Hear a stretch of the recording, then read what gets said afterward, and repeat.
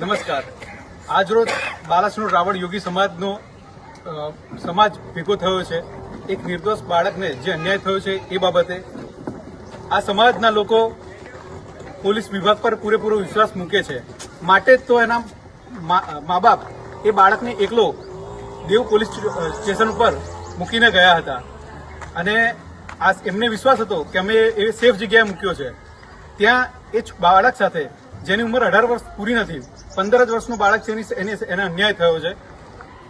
એક જો ખૂન કરીને પણ કોઈ માણસ હાજર થઈ જાય ને તો એને પણ કોર્ટ સાચવતી હોય છે, તો પોલીસ સાચવતી હોય છે કે ભાઈ આ સામેથી હાજર થયો છે. આ તો જો એને ચોરી કરી જ હોત તો એના મા બાપ એને એકલો મૂકીને જતા નથી, નીકળી ના ગયા હોત.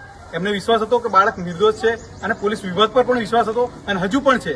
માત્ર એકાદ બે પોલીસ વ્યક્તિ જો પોતાનો હોદ્દાનો દુરુપયોગ કર્યો હોય તો એના લીધે પૂરા પોલીસને અમે ખોટા નથી માનતા.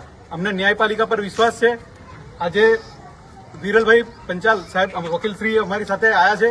એમને ₹1